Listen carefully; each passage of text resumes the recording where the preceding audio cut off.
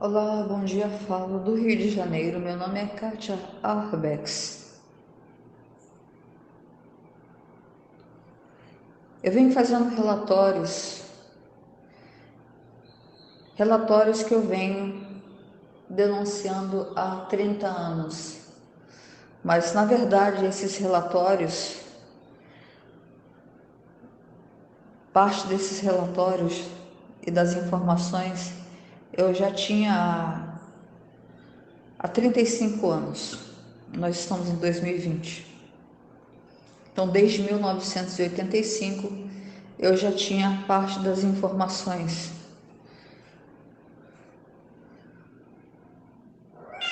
Por ter trabalhado em área militar em 1981, ter trabalhado na Comissão de Implantação do Sistema e Controle do Espaço Aéreo na Rua Santa Luzia, no edifício Clube de Aeronáutica, no 28º andar, onde ficava a CCA. Lá eu secretariei o Coronel Belchior, que trabalhava para o Sindacta de Curitiba. Depois eu fui trabalhar no aeroporto Santos Dumont como secretária do Brigadeiro do Mário de Melo Santos, Major Brigadeiro do Mário de Melo Santos, na presidência. Eu criei duas crianças que seriam filhos de pais de adoção. Financeiramente, eu os criei. Quem educava era a mãe. A contragosto do então meu avô, que dizia que eu ia criar dois assassinos que iriam me roubar e me matar, já que eu tinha sido convidada para ingressar na aeronáutica como primeira mulher no quadro de sargento da aeronáutica, a pedido do chefe do Estado-Maior na época,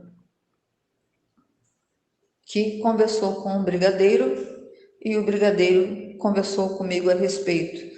Mas como eu não tinha onde colocar essas duas crianças, já que os avós paternos não queriam ficar, ninguém queria ficar com as duas crianças, eu fiquei encarregada de cuidar das crianças.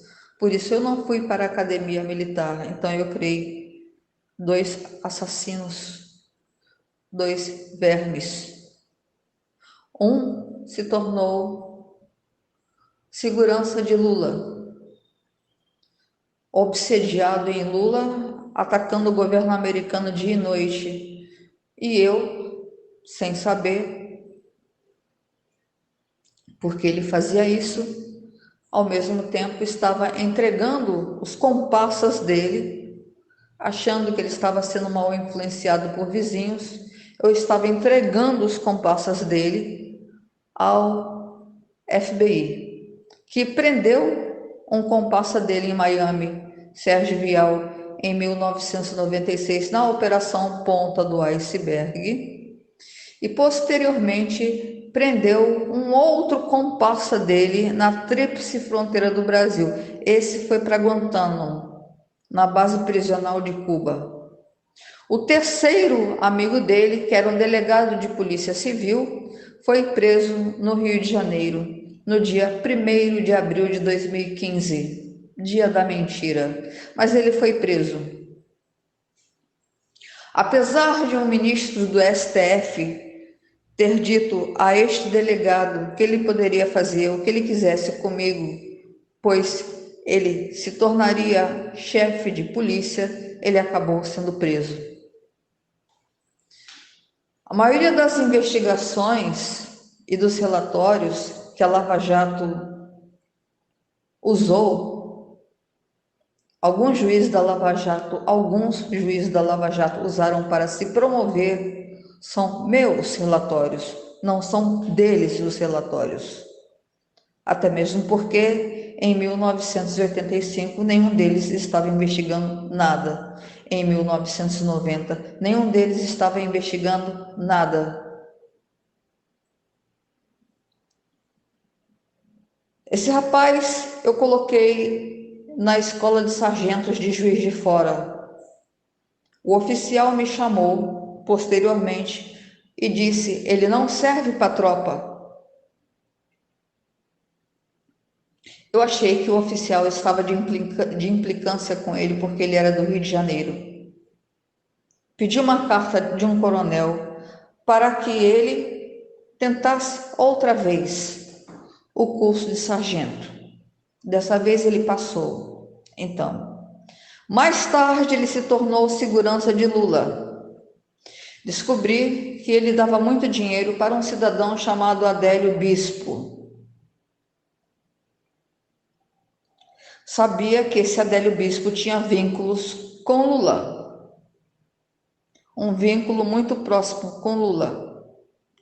Mas Márcio dos Santos Arbex era o autor dos repasses de dinheiro a Adélio Bispo. A desculpa que ele dava para a mãe era que Adélio Bispo estava desempregado e umas pessoas estavam fazendo uma vaquinha para ajudar a Adélio Bispo. Ele não soube explicar porque ele tinha que repassar já em 2006 uma faca para Adélio Bispo. Segundo ele mesmo disse para a mãe, Adélio Bispo estava acabando com as reservas de facas dele. As facas que Adélio Bispo usava tinham um líquido especial. Se a pessoa não morresse de hemorragia, porque as facadas eram sempre na altura do pulmão, a pessoa morria de infecção generalizada. Márcio dos Santos Arbex era amigo de 3 ministros do STF, que a ele foram apresentados por Lula, já que ele era o segurança de Lula e frequentava as festas na casa de Nicolás Maduro em 2011, quando Lula já não era mais o presidente do Brasil. Márcio dos Santos Arbex e Ana Paula dos Santos Arbex conseguiram fazer da minha vida um verdadeiro inferno. Porque se em 1991 eu comecei a fazer relatórios diários e pedir ajuda da Polícia Federal ao doutor Oscar, superintendente da Polícia Federal, foi o que ele me disse que era, que acabou sendo destituído do cargo por enriquecimento ilícito e saiu nas páginas policiais nos jornais de 1992. Podem procurar a notícia que está lá. Já que o delegado Oscar resolveu tomar 5 milhões da quadrilha e a quadrilha resolveu colocá-lo para fora da Polícia Federal. Essa é a história toda. Eu não entendia por que esses 2 vermes fizeram da minha vida um inferno e tornaram-se amigos de um maldito islâmico que com os comparsas explodiram a AMIA em Buenos Aires em 1994. A investigação que está rolando desde 1994, mas ninguém prende os verdadeiros culpados. Um chama-se Ali Salim Kader, outro chama-se Mohammad Sheikh Khalid Bon, o segundo está preso em Guantánamo.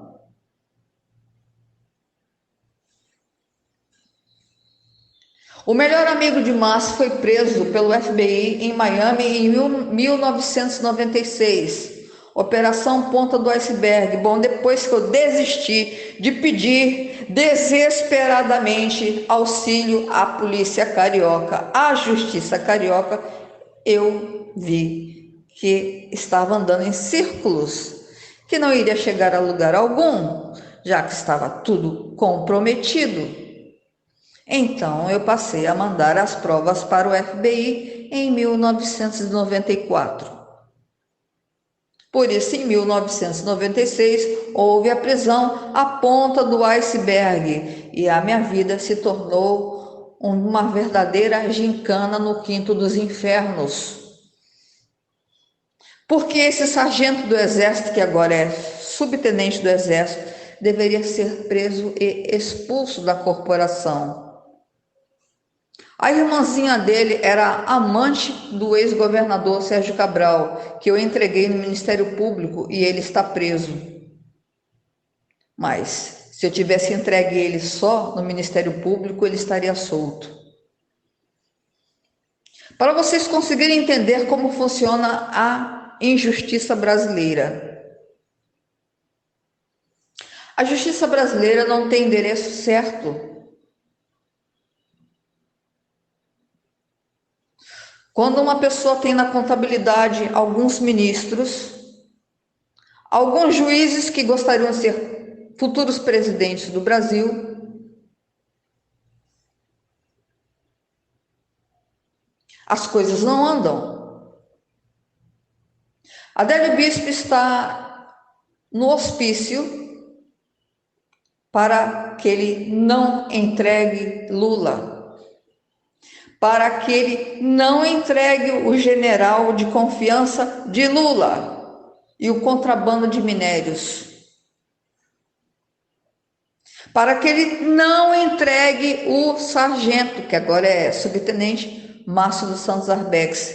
Ele não é meu irmão, ele não é do meu sangue. A mãe dele, esta senhora, entrou na maternidade e assassinou a minha mãe, porque ela queria se casar com o meu pai.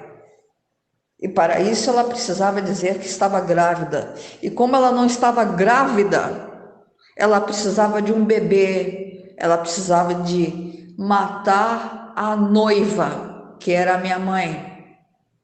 Ela não pensou duas vezes. Ela matou a minha mãe na maternidade, ela me sequestrou e ela só me contou o que ela fez em 2016, faltando dias para ela morrer, porque ela queria o meu perdão. Estou refém de um país amaldiçoado, com uma justiça amaldiçoada, com cretinos que fazem orgias sexuais, em vez de trabalhar sério, em vez de fazer as coisas funcionarem.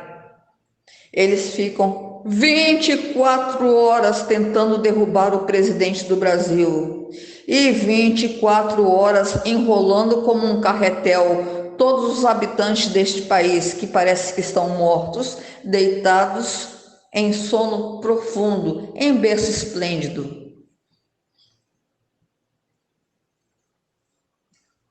Estou mandando a fotografia do vagabundo, do Márcio dos Santos Arbex, este vagabundo aqui, e da prostituta que ele mora, provavelmente um transexual, porque tem uma bola na garganta. Vocês vão observar que tem uma bola na garganta. Ele gostava de travestis. Ele tinha uma coleção de revistas que homens saíam com outros homens, mas tinham peitos de mulher. Essa era as escolhas dele. Claro, ele não podia ser diferente do pai dele.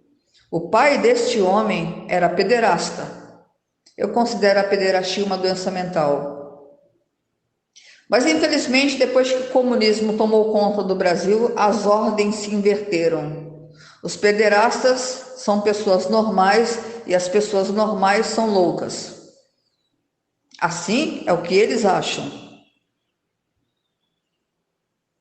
Então, eu estou mostrando para vocês aqui quem é que repassava o dinheiro para Adélio Bispo. Esfrega a foto deste cara aqui na cara do Lula.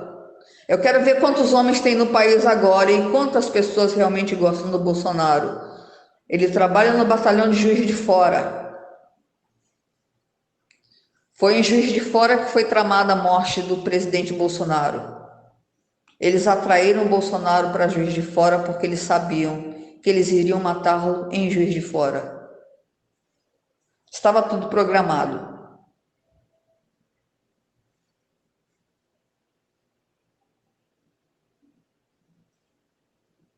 Esperava que os juízes tivessem feito alguma coisa para prendê-lo, mas parece que as pessoas que estavam à frente da investigação resolviam tudo entre a investigação e o STF. O STF e Lula, que nunca esteve preso.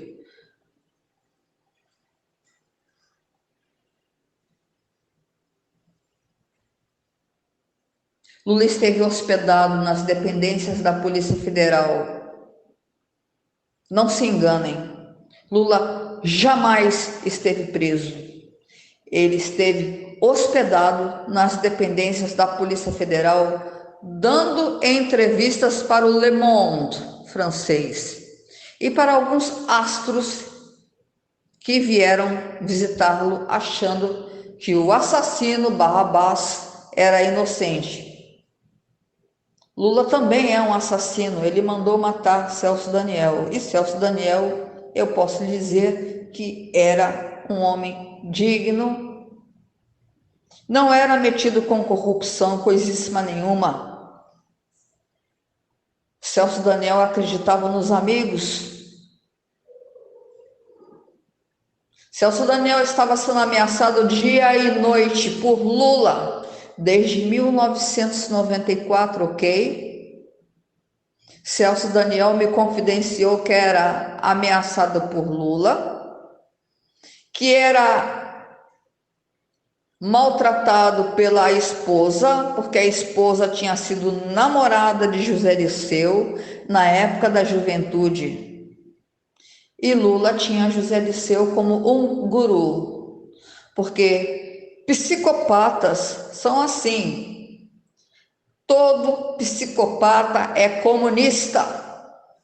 Não existe um psicopata na face da terra que não seja comunista. Eles já são escolhidos por isso. Gostam de boa vida, gostam de se dar bem, gostam de coisas caras às custas dos outros. Fidel Castro, em Cuba, era cercado por prostitutas, comia filé mignon, tomava vinhos importados e fumava charuto dos bons. No entanto, em Cuba, as pessoas morriam de fome. Vocês estão vendo o Brasil virar uma segunda Cuba ou uma segunda Venezuela. Está na mão de vocês. Agora eu gostaria de pedir aos internautas que acham que Moro é sério. Moro nunca foi sério. Se ele fosse sério, ele teria mandado me chamar, teria me dado proteção, teria lido as 500 páginas de fraude processual que foram feitas contra mim. Ele sempre pensou nele e na mulher dele. Fútil. Fútil. Um homem que viu a possibilidade de se tornar um dia presidente do Brasil. Vendeu a alma ao diabo. Lula não está interessado em detoná-lo. Porque se Lula nunca foi preso, agradeça ao juiz Sérgio Moro. Porque a informação de que Lula mandou matar o Celso Daniel já existia nos autos do processo, lá atrás, nos meus relatórios. Mas eles fizeram tudo para que as pessoas passassem pela cadeia e saíssem da cadeia esgravatando os dentes. Então, na verdade, Moro era um aliado de Lula. E Lula bem sabe disso. O dinheiro nesse país canta mais forte. E o povo brasileiro, desculpe, é extremamente covarde. Covarde até os ossos. Os políticos são corruptos até os ossos. É uma bela combinação. Eu estou denunciando essas pessoas há muito tempo. Quando eu escrevia, há 5 anos atrás, que eu era a verdadeira autora de todos os relatórios, as pessoas caíam de pau em cima de mim. E agora? Pergunta a essas pessoas o que elas têm a dizer.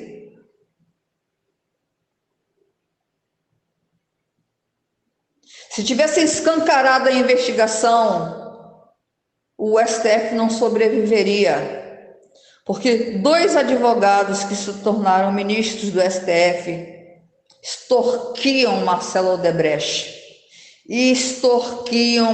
Odebrecht descaradamente dentro de uma sauna gay em 1997.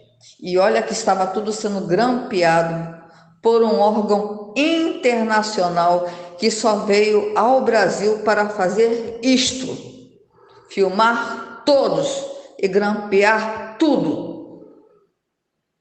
Não vejo a hora dos militares americanos invadirem a Venezuela e darem uma limpezinha nesse país.